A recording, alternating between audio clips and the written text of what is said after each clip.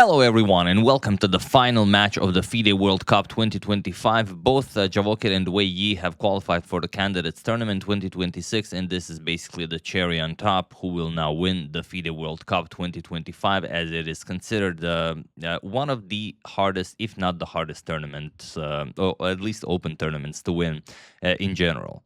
So let's check it out. Javokhir with white opens with pawn to e4. This is the first classical game, so tomorrow we get a new one, and if it's a draw, then the day after tomorrow we go into tie breaks. We have e4, pawn to e5, we have knight f3 and knight to f6. The Petrov defense is on the board, and one thing I wanted to pay special attention to in this game is the situation on the clock. It's just, amazing. Knight f6, we have d4, okay, the Steinitz attack, knight captures on e4, bishop to d3, this is the center variation of the Steinitz attack, and pawn to d5. We have knight captures on e5, knight to d7, and castles kingside. So, main theory, nothing new being played here, captures, we have knight to c5, pawn to f4, sometimes a bishop is moved back to e2 if you don't want to give up that bishop, or bishop to e3, but no, just pawn to f4, we have knight captures, queen captures, and pawn to g6, preventing that f5, it could be very unpleasant. Bishop to e3 and pawn to c5, and the position has been reached before, but the move that was usually played is rook d1, which makes sense. You put pressure on that d5 pawn, you invite black to play d4, you weaken the c4 and e4 squares, and something that has obviously been analyzed quite a lot by both players, as they are still above their starting time, above the an hour and 30 minutes on the clock. But no rook d1 here from Javokhir. He actually plays knight to c3. He invites Wei Yi to play pawn to d4 and just win a piece already on move 11. And Wei Yi does it. And it is now, as of move 11, that we have a completely new game. Now, this is an exciting way to start a new game. Pawn to d4, and simply knight e4, offering that bishop on e3. And Wei Yi declines it. He plays bishop to f5, or rather, no, bishop to f5 can be played. He played bishop to e7. But just to show you what happens if you capture that bishop, well, then you get knight f6 check, and after king e7, well, you could play a lot of moves here, but queen to b5 makes the most sense. If you want to repeat moves with knight e5, knight f6, knight e5, knight f6, you can, but you kind of don't want to, waste the white pieces this way, because next game you're playing black. So after king e7, probably queen b5 can be played, preparing to get the rook into the game. So e2, a very sneaky way to prevent rook d1, and now you either just capture and then, continue playing a normal game, being a piece down, which is probably the best, or you force a draw here. Queen c5, king to e6, and now f5 check, or you don't even need this move. Queen c4, king e7, and here you just force a perpetual. But yeah, probably that queen captures on e2. The game continues with, I would say, white winning this 9 times out of 10, even though the engine can play it being down, being up a piece with the king on e6, but I don't think a human could. But okay, after knight e4, Wei Yi just goes bishop to e7, we have bishop back to f2, and now bishop to f5. Pinning the knight, we have queen e2, unpinning, and Wei Yi castles. We have pawn to g4, opening up the bishop, or rather opening up the white king, attacking the bishop, bishop back to d7, and the bishop to g3. And here, you might think, okay, let's play b5, c4, d3, as we already have support for b5.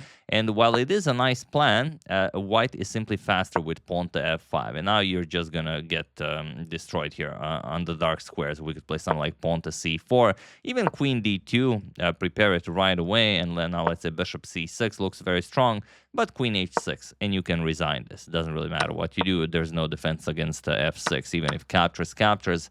That's all there is to it. So the immediate pawn to d3 by Wei Yi, we have c captures. If queen captures, then bishop captures on g4, so the queen has to remain as a defender here. Pawn to f5, preventing pawn to f5 from Javokhir. E captures on f6, en passant, bishop captures, and now rook a to e1. Completing development, we have bishop to d4 by Wei Yi, bishop to f2, and look at the situation on the clock. Full time for both of them. And here comes the first real thing of the game. Wei Yi spends 24 minutes on his next move. And while, rook captures on f4 might seem like a great idea, but bishop captures on d4, and there's really not all that much you can do here. So here we have bishop to b5. Now the queen is defending the bishop, and if now you could capture on f4, because if bishop captures, queen captures comes with check. So now it's completely different, but just queen to f3. Interestingly, you can play pawn to a4. First I thought you can't, but if captures and bishop captures, you don't actually win the queen. Knight captures and the queen is defended. So not the best. So a4 is actually a very, very good move here. As if bishop captures on a4, then you can capture on d4. And then if queen captures, queen to e3, and white will be very happy here. The material will now be equal. And, you know, if black wants to trade, then it's fine. If black doesn't want to trade, then you're the one maybe who's pushing. But okay, after bishop to b5, we have queen to f3. Now, the f4 pawn is nicely defended. And you could just keep it calm, play pawn to b6, but Wei Yi never keeps it calm. He plays bishop captures on b2, and now we have rook to b1 by Javokhir. An interesting line would be bishop captures on c6, on c5, and we just trade everything. Bishop to d4 check, king to g2, bishop captures on c5, knight captures on c5, and now bishop to c6, almost winning the queen, but not quite. Knight e4, and now queen d4. Black is down a pawn, but with the white king so wide in the open, and the black's light square bishop controlling this diagonal, this would be very, very difficult to play for white. But okay, after bishop captures on b2, we have rook b1, attacking both the bishops, and now queen captures on d3. Maybe giving black a bit too much. So Javokhir goes queen captures on d3, bishop captures, attacking the two rooks, and we have rook captures on b2. And this is the only position in the game where Wei Yi actually could have gotten an advantage. But it's not easy to figure out why, because you're down a piece. You're down material. You have to do something. So what would you play here? How would you try to push this for advantage? Well, I give you a couple of seconds. The only way to do it is rook captures on f4. And while you could go for the rook on f1, it's not really that impressive. If you then capture on f4, then rook e2 defends the knight, and now let's say rook to d8, it's a nice position. You can play it. But rook captures on f4 is a little bit different, because now, after knight captures on c5, okay, you keep the piece in the game. Rook captures on g4 with check, and now you have to go bishop g3, because the king has to defend the rook on f1. So bishop g3, bishop captures, king captures, and now you bring the rook on f8. King has to go to g2, and now pawn to b6. You even keep the pawn. And it's rook versus knight and bishop. Black is also up 2 pawns with the king wide in the open. The black rooks are fully mobile, fully active. This is the way to play for a win with black. But after rook captures on b2, bishop captures on e4. Wei Yi doesn't go for the temporary piece sacrifice. And now we have bishop captures on c5. We have rook f to c8 and bishop to d4. So yeah, it's very, very interesting, but at the end of the day, bishops are of opposite color and the material is equal. We have rook to c4 attacking the bishop, bishop to e5, and now rook to d8. Wei Yi finally activates his remaining rook, h3. We have rook to d3, nicely activating the other rook, and the rook to b3, defending the h3 pawn and offering a trade.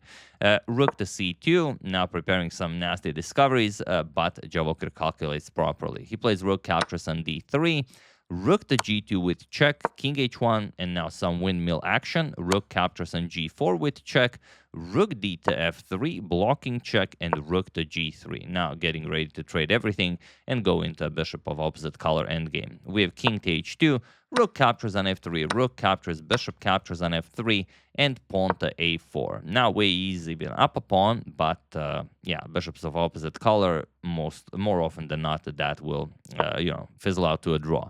King f7, king g3, we have bishop back to c6, pawn to a5, pawn to a5 by white, pawn to b5.